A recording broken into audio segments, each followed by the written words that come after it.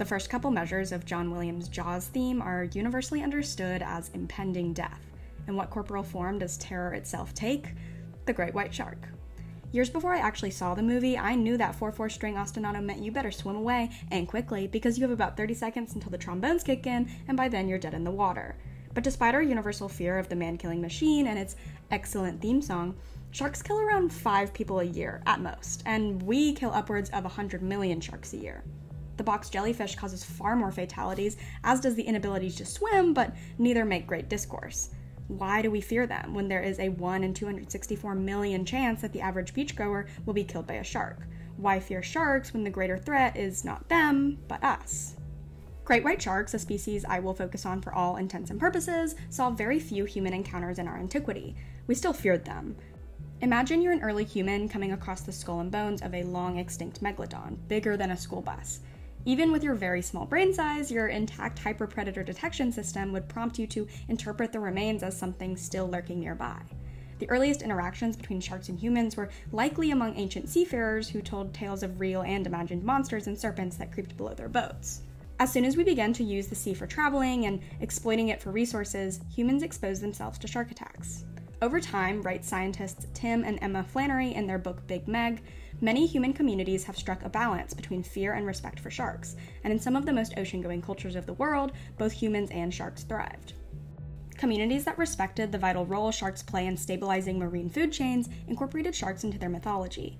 People living on the Solomon Islands considered sharks to be guides for steering the living to the spirit world. Loved ones were laid to rest on reefs at low tide so that their bodies could be eaten and their spirits could be transcended to join their ancestors. Sharks also provided spectacle in Polynesian societies with a sea pen parallel to ancient Roman Colosseum contests. Supposed volunteer Hawaiian warriors lured sharks into narrow openings facing the open ocean, closing the shark into the pen and plunging onto them with a small wooden rod terminating in a single shark's tooth. The warrior would then attempt to disembowel the beast's belly with the tooth dagger. Human victories were rare, the Flannerys say, and the few men who did survive gained great mana or prestige and were believed to have gained supernatural powers. Once 18th century English voyagers embarked on the Age of Sail and encountered predatory sharks, many species previously protected by pre-Christian taboos were intensively fished and killed. A 1778 painting by John Seckelton Copley, Watson and the Shark, depicts a 14-year-old dragged underwater. He's pale, vulnerable, and desperately outstretched towards the nearby boat and away from the monster latched to his leg. He lived to tell the tale, but Copley's painting represents this slight shift from revered spirit to Ripper, man-eater, white death of the deep. But for the most part, sharks were considered relatively harmless for a while. There just weren't that many attacks on record, probably because there weren't that many people bathing in the ocean, and climate change hadn't brought about the marine heat waves we see today that bring sharks closer to places where humans are comfortable swimming. A white shark was a scary concept, but mostly an enigma, and kind of a myth. At least until the summer of 1916, when a series of shark attacks in Beach Haven, New Jersey saw 4 people killed in a period of 12 days. Publications such as the New York Times, Herald, and New York World headlined the terror, which spread mass hysteria across the East Coast and the country at large. America was seemingly in the throes of an infestation of man-eating monsters.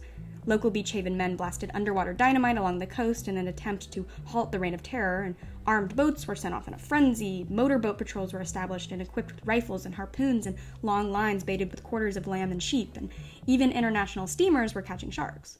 Most fishermen were after bounties more than the fish themselves, but the frenzy-infected citizens now paid money to see sharks on display at county fairs. New Jersey historian Richard Furnicola claims, "The trend to display and exploit the shark as a monster certainly has parallels to other periods of places when monster-like creatures became ingrained into local or national lore. New England politicians called the shark crisis evil." World War I temporarily distracted from the delirium, making sharks a mariner problem once more. But then, in 1922, a similar string of fatalities occurred on Sydney beaches, just when bathing taboos were being relaxed and the advent of surfing was capturing the hearts of Bruces and Sheilas at Barbies everywhere. Australian authorities erected lookout towers and alarm bells, surf life-saving clubs established shark watches, and harpoons became standard surfboat equipment. The public had lost confidence in ocean swimming by the 30s, so the government of New South Wales set up a Shark Menace Advisory Committee, and as recommended by the constantly lobbying Surf Life-Saving Association, subsidized systematic and continuous meshing across the metropolitan coastline. Back in the United States, stories of World War II servicemen attacked by sharks frightened the Office of Naval Research enough to begin researching effective shark repellents. By 1958, the best they could come up with was the Shark Attack File, a database that comprehensively documented attacks on a global and historical basis.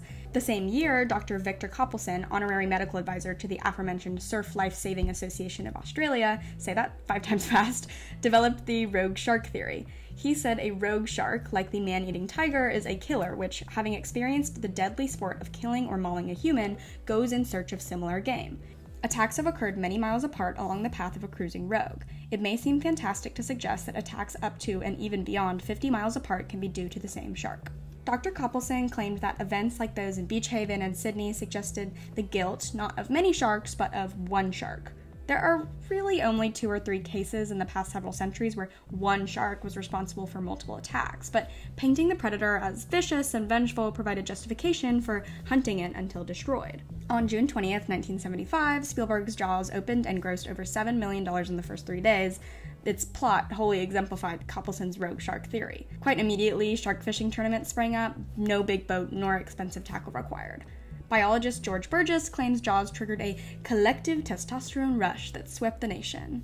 The fisherman fervently believed he was killing a man-eater, and this mindset on a broader scale dramatically reduced shark populations over the ensuing decades. Burgess says, "This movie helped initiate that decline by making it sexy to go catch sharks." But it's not all bad. Sure, Jaws ensured the risk of extinction for 3/4 of all species, but Jaws author Peter Benchley feels really bad about it, and he dedicated the remainder of his life to promoting conservation of the fish he nearly doomed to extinction. Okay, Peter, it's kind of like when the plastic bottle companies tell you to recycle them, like, yeah, I'll think about that. You're absolved, but seriously, it's not all bad. Since Jaws, the vulnerable status of sharks has emerged in the zeitgeist. They're cool now. Shark ecotourism generates more than $314 million a year around the world. We go into cages and let them bite the bars. That's cool, right? Right? Trophy hunting and fin fishing kill 100 million sharks of all species a year, which works out to be around 11,000 sharks dying every hour all the time. Despite any and all ecotourism or conservation efforts, this is the reality. There has been an incremental rise in attacks, but marine biologists tend to correlate this with world population growth and increases in human utilization of marine waters. People never stopped using the ocean, and in places like Australia, ocean use has only risen. Warmer temperatures are also the simplest and most avoided answer. Not only are the great predators suffering from sped-up global warming-induced metabolic rates, which results in a more rapid need for consumption, coupled with an increased difficulty in locating prey, but they're also migrating northward earlier in the year, just as smaller fish are doing. We also tend to believe that white sharks tend to attack in cases of mistaken identity, like when a diver's dark wetsuit resembles a seal, but American psychologist and ecologist Dr. Gay Bradshaw writes in his book Carnivore Minds that this is an oversimplified myth. Great whites, when attacking sea lions, for example, shoot up to the surface like a rocket and pulverize their prey with tremendous force. When they approach swimmers and surfers, they are much more leisurely and far less dramatic. The majority of bites in human attacks are very controlled, says shark expert Ralph Collier. While this is hardly the experience of the person on the receiving end, the shark is actually giving the equivalent of a controlled nibble. He's curious and checking out something that is unfamiliar. They like to bump with their snout. In most cases, their bite on a surfer or swimmer is nothing compared to the determined attack when they strike a pinniped. Human attacks usually end with a bite and spit, where the shark tries a bit but does not proceed to gnaw and eat. If an attack results in a fatality, more often than not it's due to exsanguination or severe loss of blood. Sand tiger shark females have 2 uteruses to produce 2 pups, but they start out with about a dozen embryos. The first to hatch, the fittest of the bunch, eats his siblings when he's about 10 centimeters long. These tiger shark embryos are actively on the hunt in between the 2 uteruses to eat any unfertilized eggs. It's called intrauterine cannibalism, and it's a trip, but my point is that this birthright predatory nature of sharks is not to kill senselessly. It's to feed. Humans are different. While our predatory nature comes from the structure of our guts, from the 20 feet of small intestines seemingly designed to break down cooked meat, technology made all the difference for us in terms of predation for sustenance. Kegi Carew, author of Beastly, writes, "Weapons gave us strength from club to spear to bow to gun. Pulling a trigger distances us, as does butchery, cooking, shopping, and euphemism. For the modern human, with a few exceptions, the necessity, craft, respect, or indeed art of hunting for sustenance is history. It's not economically viable." Ecological-evolutionary theory, proposed by American sociologist Gerard Lenski in 2005, suggests that within sociocultural evolution, there is a process of intersocietal selection where less fit sociocultural systems become extinct as they are replaced by more efficient ones. The systems that do survive do so primarily on the virtue of their level of technological advancement, which otherwise is as, quote, blind and purposeless as the outcome of the biological process of natural selection, and just as indifferent to human beliefs and values. Societies that replace others and survive are not morally superior, they are just more efficient at technological progress. Lenski compares technologies to genes of a society, providing it with new abilities. Sociologists York and Menkes explored ecological evolutionary theory in 2013, attempting to address a crucial limitation to Lenski's findings, a tendency to ignore the influence of animals on the evolution of societies. They claim animals are largely invisible in macrosociological research, when in reality, domestication of many large animals and the inability to domesticate others are some of the most important processes in human history. As long as there have been people, their lives have been shaped by the diversity of animals around them. Animals are clearly vital to gatherer hunters and to pastoralists, who rely on them for food, wool, leather, tools, and other materials. They are also key to agricultural societies and the civilizations that emerged from these societies, where they have been a source of materials and especially a source of motor power. Before we exploited fossil fuels, we used animals, our prime movers, for energy. The use of domesticated creatures symbolizes human agency and ingenuity. Our controlled and selective breeding of animals in captivity exemplifies our instrumental rationality, our ability to observe diets, dispositions, environments, social structures, territorialism, panic behavioral patterns, growth rates, and aversion to captivity. Animals in their own right have had substantive importance for human social organization, say York and Menkes. However, symbolic constructions have real consequences for the lives of animals and humans involved. When we fail to domesticate an animal, like zebras, foxes, moose, or sharks, we socially construct them as malevolent, which generates intolerance and drives efforts to exterminate the animals. For example, wolves are often killed disproportionately to the economic effect they have on livestock. Social constructions affect the fates of animals. We vilify them like vermin, like their existence implies inherent malevolence. And no animal quite has the malign effect on our imagination as the great white shark. As for why sharks occupy such a prominent place in our psyches, psychoanalyst Jeffrey Mason claims they are the only wild predator that cannot be tamed. People have lived with lions, wolves, tigers, boa constrictors, rhinos, orcas, wild boars, dolphins, hippos, but nobody has ever lived on intimate terms with the great white shark. Barracudas can be gentled, and birds of prey are easily tamed. Perhaps it's simply obvious that you do not attempt to tame an animal with 3,000 razor-sharp teeth. Don Reed, a diver at Marine World Africa, USA, had a peaceful friendship for years with an 8-foot 7-gill shark, but one day the shark just took his head in her jaws. Reed, who was very lucky to be alive, said of the incident, "If 7-gill was absolutely no monster, neither was she on this earth to be my pet." Sharks are not our friends, and when we refuse to acknowledge the necessity of separation, tragedy occurs. Undomesticated animals are not controllable, and this frustrates us, so we kill them. We no longer need to hunt for sustenance, we hunt for sport. Spanish philosopher Jose Ortega y Gasset published Meditations on Hunting in 1972, where he describes hunting as a vacation from the human condition. One does not hunt in order to kill, he says. On the contrary, one kills in order to have hunted. If one were to present the sportsman with the death of an animal as a gift, he would refuse it. What he is after is having to win it, to conquer the surly brute through his own effort and skill with all the extras that this carries with it, the immersion in the countryside, the healthfulness of the exercise, the distraction from his job. For pure gratification from the hunt, the animal must die. Hunting is real. Morality is just a man-made construct. As a guest on BBC's Beast of Man podcast, British trophy hunter David Barrett said, "To shoot an elephant is an awesome thing to do. A stunningly, stunningly awesome thing to do." When asked if he gets an urge during the kill, the buzz you get is enormous, a tremendous buzz. I paid a lot to shoot that elephant. The eroticism of the hunt is no new phenomenon. Cyrus the Great was said to have hunted with an intense desire that prepared him for battle.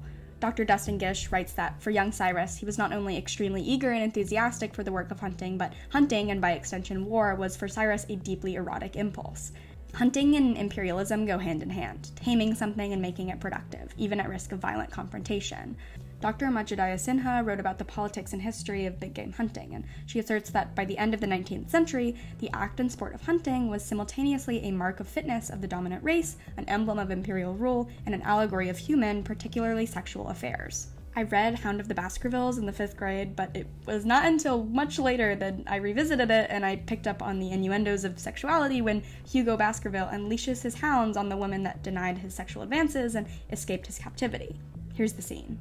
The sudden immersion in the countryside has numbed and annulled him, but here they come, here comes the pack, and instantly the whole horizon is charged with a strange electricity. It begins to move, to stretch elastically. Suddenly the orgiastic element shoots forth, the Dionysiac, which flows and boils in the depths of all hunting. There's a universal vibration. Things that before were inert and flaccid have suddenly growth nerves, and they gesticulate, announce, foretell. There it is, there's the pack. Just like the collective testosterone rush that plagued fishermen after the release of Jaws, hunting is a desire to possess, a passionate release. As trophy hunter Ali Uste puts it, hunting includes killing like sex includes orgasm. Killing is the orgasm of hunting. But like in making love, the long story is the real lovemaking, and orgasm is the inevitable end of it. Part of what contributes to the eroticism of hunting big game comes from the constructive narrative of hunters as benevolent protectors. When a mountain lion attacks a hiker or a wolf kills livestock, the hunting man can justify the kill with aggression or depredation initiated by the beast. We hunt a shark that spitefully kills a surfer, not because it's vengeance for the sake of vengeance, but it's vengeance in response to evil. But, of course, we know that's not the reality. Sharks don't kill for fun, they kill or usually just nibble to feed or check out the possibility to feed. Their needs are simple, it's our needs that are increasingly complex. Before humanity, all the creatures of the world got by just fine by eating each other and never daring excess, for millennia. But us, we have wars to win, money to earn, and sexual desires to satisfy. The tens of millions of sharks killed each year for East Asian shark fin soup are not being killed to feed the proletariat. A bowl can cost as much as $100 to prepare, and its purpose is similar to a nice bottle of champagne. It's something offered to wealthy people to celebrate good fortune. There is an important connection between our warped interpretation of ourselves as prey and our actions as predators, says Mason. We kill sharks not only because we fear them, but because in some societies, serving shark fin soup is a matter of social privilege. Sharks display nothing remotely as irrational as this. Really, the biggest difference between the brains of animals and ours is that they don't deal with psychopathy, at least in the wild. They don't torture others for no reason. That's our prerogative. They are used to understanding the reason that a familiar animal is taken by a predator, says Mason, it is for food. This in no way mimics human bullying for human sociopathy or cold lack of feeling. It is hard to understand whether sharks have feelings or not. We know they don't feel pain, as the receptors that register tissue damage, heat, and pressure, nociceptors, are not present within them. They don't respond to painful stimuli. Hammerheads munching on stingrays have been found with as many as 96 barbs in their mouths, and for humans, we need to soak our one sting in lidocaine and sometimes require a regional nerve block. Some whalers have also reported that sharks continue to feed after being literally disemboweled by another shark. Nicole Eam wrote an excellent essay for Literary Hub titled On Suicidal Sharks and Self-Harm, where she describes how in 2016 a great white shark caught and held in captivity in Japan only lasted 3 days in its enclosure. He refused to eat and smashed his body against the walls, sinking to the bottom of the tank on the 3rd day, unable to be revived. Eam writes, I wonder what it must have been like for that shark, used to the silence and expanse of the ocean, to be imprisoned behind glass, barraged with the incessant chattering of humans in their gawking faces and pointing fingers, the clicking and flashing of their cameras. What other form of escape did he have? There's a theory that we hate sharks because they're like us. We're both predators, we're both predominantly hairless, we both have a thick layer of subcutaneous fat, we can both swim and hold our breath. If humans went through an evolutionary aquatic phase, it may account for why we fear underwater predators so much. But we aren't like sharks. We are capable of acting as agents and bystanders of hurt. Sharks don't bother with that. As Rochefoucauld, the cynical observer of Louis XIV's court, said, man has an infinite capacity for enduring the suffering of others. So when answering the question, why are we afraid of sharks, I don't think it's because we're similar to them. I think it's because we want them to be similar to us. They represent what we justify ourselves as being, creatures that retaliate and perform malevolence in order to protect ourselves, even when the need for protection is divorced from reality and stretched by social construction. Sharks just kill to eat, or out of confusion. We don't kill because we're confused. When there's a predator greater than us, or one that we consider a threat, we can justify the terror we inflict on the natural world. If the great white shark is the apex predator and not us, then we can justify ecological warfare and the masculine urge that is retaliatory murder. The threat of such violence is a defense card we play, and when reality reveals that we are not actually threatened by sharks, we have no more cards to play other than a fetishized urge to kill, and admitting that killing is sexy isn't sexy. Killing is sexy because there's justice to be served, even under false pretenses. Thank you for watching.